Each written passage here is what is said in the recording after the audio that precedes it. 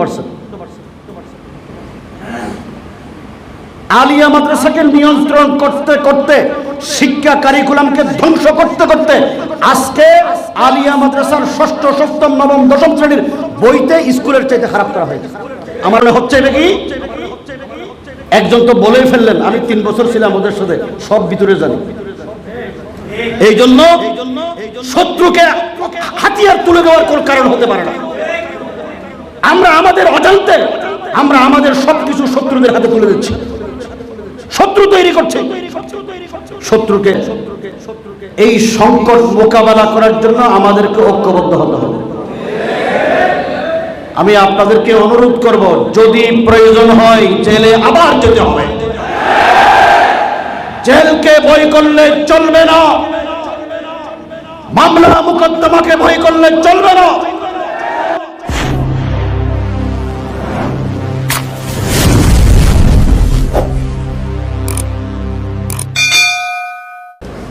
আলহামদুলিল্লাহ ওয়া কাফা ওয়া সালামুন আলা ইবাদিহিল্লাযীনা ইসতাফা, আম্মা বা'দ।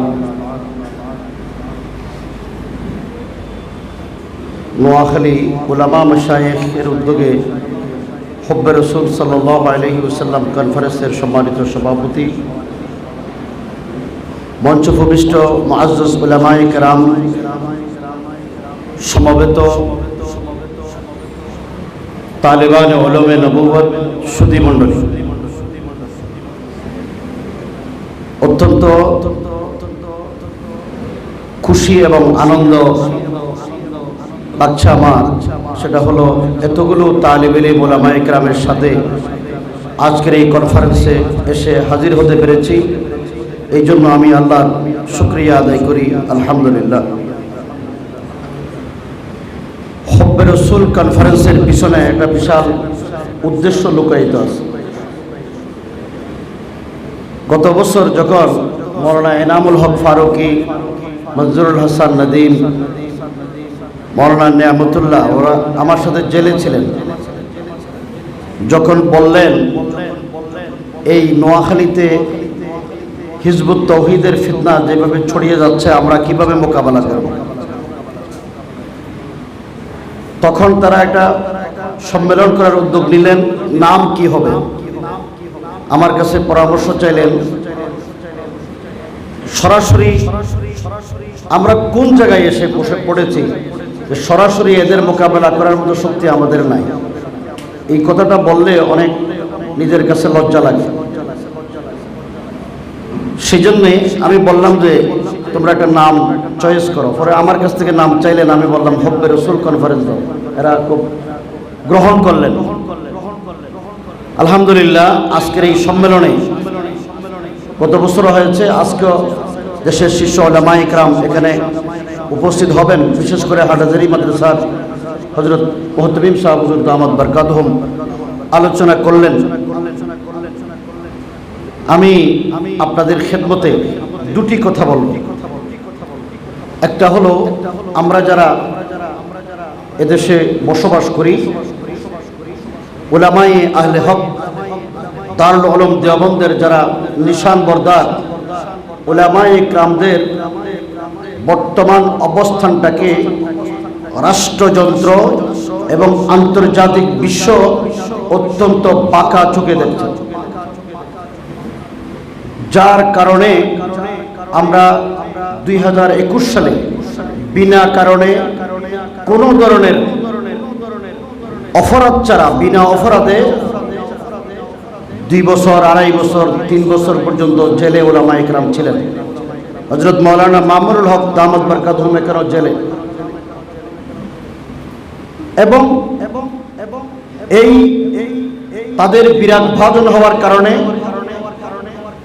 উলামায়ে কেরামের পিছনে তারা সব প্রশাসনিক বিভিন্ন এজেন্সিগুলোকে লাগিয়ে দিয়েছেন। কেন লাগিয়ে দিলেন? উলামায়ে কেরাম যেন এই বন্দি মুক্তির ব্যাপারে ঐক্যবদ্ধভাবে মাঠে নামতে না পারে। তারা ওই জায়গায় সফল হয়েছেন। আমি তরুণ উলামায়ে কেরাম তালিবে ইলমদের খেদমতে আরজ করব, এই সংকট যে তৈরি হয়েছে, এই সংকট মোকাবেলা করার জন্য আমাদেরকে ঐক্যবদ্ধ হতে হবে। আমি আপনাদেরকে অনুরোধ করব, যদি প্রয়োজন হয় জেলে আবার যেতে হবে। জেলকে ভয় করলে চলবে না, মামলা মুকদ্দমাকে ভয় করলে চলবে না। নোয়াখালীর একটা উর্বর জমি, এখানে যদি হিজবুত তাওহীদকে মোকাবেলা করা না যায়, বাংলাদেশে আর কোনোদিন কোথাও ওলামায়ে কেরাম কথা বলতে পারবে না। এবং তারা ব্রিটিশ বেনিয়া গোষ্ঠী এই দেশে যখন ক্ষমতা দখল করে, তখন তারা যখন বলল যে খিলকত খোদা কি, মুল্ক বাদশাহ কা, হুকুমত কোম্পানি বাহাদুর কা, সৃষ্টি আল্লাহর, রাষ্ট্র চালাবে বাদশাহ, কিন্তু আইন চলবে ব্রিটিশ কোম্পানির, ইস্ট ইন্ডিয়া কোম্পানির। আজকে ব্রিটিশ ইস্ট ইন্ডিয়া কোম্পানির আইনে এখনো বাংলাদেশ চলছে। তারা এমন একটি প্রজন্ম, উলামায়ে কেরাম, আমি বিনীতভাবে বলবো, ব্রিটিশরা আমাদের মধ্যে বিভক্তি তৈরি করে দিয়ে গেছেন। শাহ আব্দুল আজিজ মুহাদ্দিস দেহলভী রহমতুল্লাহ আলাইহি ব্রিটিশদের বিরুদ্ধে যখন ফতোয়া জারি করলেন, তখন তারা ব্রিটিশরা দেখলেন যে মুসলমানদের মধ্যে যদি বিভক্তি তৈরি করে না দেওয়া যায়, তাহলে ব্রিটিশরা এদেশে ক্ষমতা পাকাপুক্ত করতে পারবে না।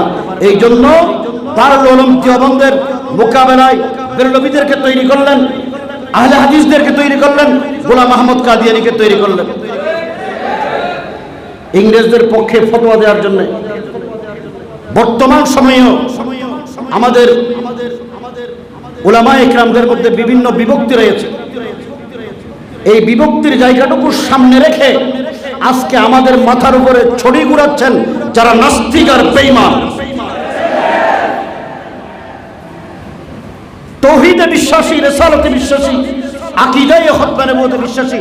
আমি বাইতুল মুকাররম জাতীয় মসজিদের খতিব হযরত মাওলানা ওবাইদুল হক রাহমাতুল্লাহি আলাইহির একটা কওলকে নকল করছি। হুজুর বলতেন সব সময়, যারা তাওহীদে বিশ্বাসী, রিসালাতে বিশ্বাসী, আকীদায়ে খতমে নবুওয়াতে বিশ্বাসী, এই মানুষদেরকে ঐক্যবদ্ধ হওয়া দরকার। আজকে আমরা উলামায়ে কেরাম যারা সেকুলার একটা কুফরি দর্শনে বিশ্বাসী, তাদেরকে মাথায় নেই। আর ইসলামের পক্ষে, দ্বীনের পক্ষে, তাওহীদ রিসালাতকে বাস্তবায়ন করার জন্য যারা কথা বলেন, তাদের সাথে আমরা নানা ধরনের এমন তাশাদ্দুদ ইখতিয়ার করি যেন একে অপরের সাথে মুখোমুখি হতে না পারে। ওই জায়গা থেকে আমি বের হয়ে আসার জন্য আহ্বান করছি। কারণ আমরা আপনারা বাংলাদেশের সরকারি জরিপ অনুযায়ী সরকারি, কওমি দুই ধারার উলামায়ে কেরাম তালেব ইলম নিয়ে বাংলাদেশে এখনো 35 লাখ। এটা সরকারি রিপোর্ট। কিন্তু বাংলাদেশে 20 কোটি মুসলমান, 20 কোটি মানুষের মধ্যে, নাগরিকদের মধ্যে 35 লাখ কত পার্সেন্ট? আমি চিন্তার জন্য বলছি। এক, দ্বিতীয় নম্বরে আবার আমাদের ভিতরে আলিয়া কওমিয়ার ভিতরে পার্থক্য আছে, বিভেদ আছে। তাহলে বিভেদ করলে, আমরা ওদেরকে ভাগ করে ফেললে আমরা কত পার্সেন্ট? আলিয়া মাদ্রাসাকে নিয়ন্ত্রণ করতে করতে, শিক্ষা কারিকুলামকে ধ্বংস করতে করতে আজকে আলিয়া মাদ্রাসার ষষ্ঠ, সপ্তম, নবম, দশম শ্রেণীর বইতে স্কুলের চাইতে খারাপ করা হয়েছে। আমার কাছে সব বই আছে, আমার কাছে সব বই আমি কালেকশন করেছি। স্কুলের বইয়ের কভারে, মলাটে গিটারের ছবি, তবলার ছবি, ঢোলের ছবি এবং নাচের দৃশ্য রাখা হয়নি, কিন্তু আলিয়া মাদ্রাসাগুলোর বইয়ের কভারে তা দেওয়া হয়েছে। আলিয়া মাদ্রাসাকে কোন জায়গায় নিয়ে যাওয়া হয়েছে? এই দেশের উলামায়ে কেরাম আলিয়া মাদ্রাসার আলেমদের খেদমত নাই। নোয়াখালী ইসলামিয়া হযরত মাওলানা নুরুল হুদা সাহেব রাহমাতুল্লাহি আলাইহি, মাওলানা সিদ্দিকুল্লাহ সাহেব রাহমাতুল্লাহি আলাইহি, আমাদের আকাবিরিনদের মধ্যে হযরত মাওলানা শিবর আহমদ উসমানী রাহমাতুল্লাহ সাহেবজাদা হযরত মাওলানা কমর আহমদ উসমানী দারুল উলুম আলিয়া মাদ্রাসা চট্টগ্রামের শেখুল হাদিস ছিলেন। আল্লামা জুফর আহমদ উসমানী রাহমাতুল্লাহি আলাইহি ঢাকা আলিয়া মাদ্রাসার 14 বছর শেখুল হাদিস ছিলেন। শেখুল হাদিস সাহেব রাহমাতুল্লাহ ঢাকা আলিয়া পড়াইছেন। হাটাজারি মাদ্রাসার মুহাদ্দিস শুরার মেম্বার মুফতি ইউসুফ সাহেব রাহমাতুল্লাহি আলাইহি প্রায় 30 বছর পর্যন্ত আলিয়া মাদ্রাসায় পড়েছেন। আলিয়াওয়ালাদেরকে বন্ধু বানানোর জন্য বলছি না, কিন্তু আলিয়ার এক সময় উলামায়ে কেরামের খেদমত ছিল, বহু লোক তৈরি হয়েছেন। এই আলিয়াকে ধ্বংস করতে করতে সর্বশেষ জায়গায় নিয়ে যাওয়া হয়েছে। এখন তারা গত কয়েকদিন 5 দিন ব্যাপী ডিসি সম্মেলনে বসে তারা পরামর্শ করলেন, সমস্ত ডিসিরা পরামর্শ দিলেন এই দেশে স্কুলের ছাত্রছাত্রী কম হওয়ার ক্ষেত্রে নুরানি মাদ্রাসা দেয়। যত্রতত্র নুরানি মাদ্রাসা হয়েছে, এই জন্য স্কুলের ছাত্রছাত্রী কম পড়ছে। এবং সেটা আমাদের মাননীয় শিক্ষামন্ত্রী গত পরশুদিন বলেও দিয়েছেন। বুঝে রাখতে হবে তারা কোন জায়গায় হাত দিয়েছেন। শিক্ষামন্ত্রীর কাছে আমার প্রশ্ন, আপনাদের শিক্ষা কারিকুলাম থেকে ইসলামকে বাদ দেওয়ার কারণে এই দেশের তৌহিদি জনতা তাদের সন্তানগুলোকে দ্বীনি শিক্ষার জন্য নুরানি মাদ্রাসার প্রতি ঢুকেছে। আপনারা ঘোষণা দেন নুরানি শিক্ষা প্রাইমারি স্কুলে বাধ্যতামূলক করবেন, উলামায়ে কেরাম আপনাদের মোকাবেলায় দাঁড়াবে না। আর যদি ঘোষণা না দেন, পরিষ্কার বলতে চাই এই তরুণ প্রজন্মকে বলি প্রয়োজনে জীবন দিতে হবে, কিন্তু এই শিক্ষার কি বাস্তবায়ন হতে দেওয়া যাবে না।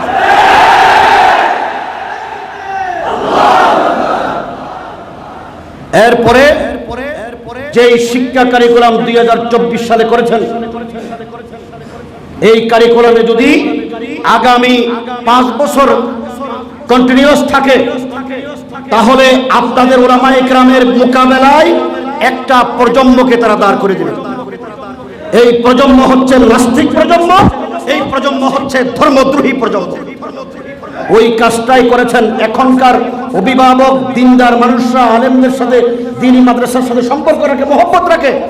আগামী যেই প্রজন্ম এই কারিকুলামের মাধ্যমে তৈরি হবে এরা সম্পূর্ণ দ্বীন বিরোধী হবে, আলেম বিরোধী হবে, মাদ্রাসা বিরোধী হবে। ওই কাজটা রাষ্ট্রযন্ত্রের মাধ্যমে দাফে দাফে এগিয়ে এগিয়ে চূড়ান্ত পর্যায়ে পৌঁছেছেন। সেই জন্য আমি তালেব ইলম এবং ছাত্র ভাইদেরকে বলি আমাদেরকে দাওয়াতি কাজ বৃদ্ধি করতে হবে। আপনার ভাই, আপনার আত্মীয়, আপনার বন্ধু বান্ধব যদি নাস্তিক আর বেঈমান হয়, ইনশাআল্লাহ আমরা মুআখাযা হব না, হব কিনা? সুতরাং ওখান থেকে বাঁচার জন্য আমাদেরকে আমাদের আত্মীয় স্বজন, আমাদের পরিবার, আমাদের সমাজে দাওয়াতি কার্যক্রম বৃদ্ধি করতে হবে। আমরা যদি সমাজে দাওয়াত দেই, কোনো আমাদের দাওয়াতি কাজ যেভাবে আমরা ইসলাহ এবং সহি নিয়তে করি, অন্য কোনো সম্প্রদায় করে না, অন্য কোনো গ্রুপের লোকেরা করে না। আমরা যদি মানুষের বেদাত, খুরাফাত, শিরক, সাইয়্যাত থেকে বাঁচার জন্য মানুষকে যদি দাওয়াতি কার্যক্রম পরিচালনা করি তাহলে অবশ্যই অবশ্যই আমাদের সমাজে কোনো বেদাতি থাকবে না, কোনো সাহাবা বিদ্বেষী থাকবে না, কোনো নাস্তিক আর বেঈমান থাকবে না। আমরা কি পারবো? আমরা এখন তো কোনো কিছু দেখলেই যাচাই বাছাই করা তারা সমালোচনা করি। একটা জিনিস ওয়াদা করা দরকার যে তরুণ প্রজন্ম এদেশের আকাবির উলামায়ে কেরামদের ভিতরে তসামু হতে পারে, ভুল হতে পারে, মুরব্বীরা বিভিন্ন সময় কথার ভিতরে আমরা নাও বুঝতে পারি, আকাবিরিনরা কি বলতে চান সেটা আমরা নাও বুঝতে পারি। হুট করে মন্তব্য করা, ফেসবুকে লিখে দেওয়া। আমি গত বছর বলেছিলাম ফেসবুকে যার এখনো বয়স হয় নাই, 12-13 বছর বয়স, 16-17 বছরের ছাত্র, সেই ফেসবুকে একটা মন্তব্য করে দিলেন তার দাদার সমান মুরব্বীর বিরুদ্ধে। আমি এখানে যারা উপস্থিত হয়েছেন আপনারা কি আমার কথা বুঝছেন? আমাদের দ্বারা, আমার একজনের দ্বারা যদি পুরো দেওবন্দি জামাতের উপরে আঘাত আসে তো আমার দ্বারা লাভ হলো না ক্ষতি হলো? আমাদের আভ্যন্তরীণ বিষয়গুলো আমরা ফেসবুকে সোশ্যাল মিডিয়ায় প্রচার করবো কেন? আজকে যার কারণে হচ্ছে নাকি একজন তো বলেই ফেললেন আমি 3 বছর ছিলাম ওদের সাথে, সব ভিতরে জানি। এই জন্য শত্রুকে হাতিয়ার তুলে দেওয়ার কোন কারণ হতে পারে না। আমরা আমাদের অজান্তে আমরা আমাদের সবকিছু শত্রুদের হাতে তুলে দিচ্ছি, শত্রু তৈরি করছে। শত্রুকে কোনোদিন হাতিয়ার দেওয়া যাবে না। এবং আমি অনুরোধ করব হুব্বে রাসূল কনফারেন্সের মাধ্যমে যে ফিতনাগুলো বর্তমানে চালু হচ্ছে এর ভিতরে বুঝে নিতে হবে ইংরেজরা যেমন মুসলমানদের মধ্যে বিভেদ তৈরি করার জন্য কাদিয়ানি, আহমদ বেরলভী এবং এই যে সলফিদেরকে নানা দিক দিয়ে সহযোগিতা করে সামনে এনেছেন, বর্তমান রাষ্ট্রের সর্বোচ্চ জায়গা থেকে এই হিজবুত তাওহীদকে সহযোগিতা করে তাদের প্রোটেকশন দিয়ে সামনে এগিয়ে দেওয়া হবে। বুঝতে হবে। সোনাইমুড়িতে গিয়েছিলাম, ওখানে ওলামায়ে কেরামদের কথা বলার সাহস নাই, আসতে দিল না। একটা প্রোগ্রামে 2 জন বড় আলেমকে আসতে দিল না, আমিও ছিলাম ওখানে। সুতরাং কত বড় সাহস, কত বড় সাহস!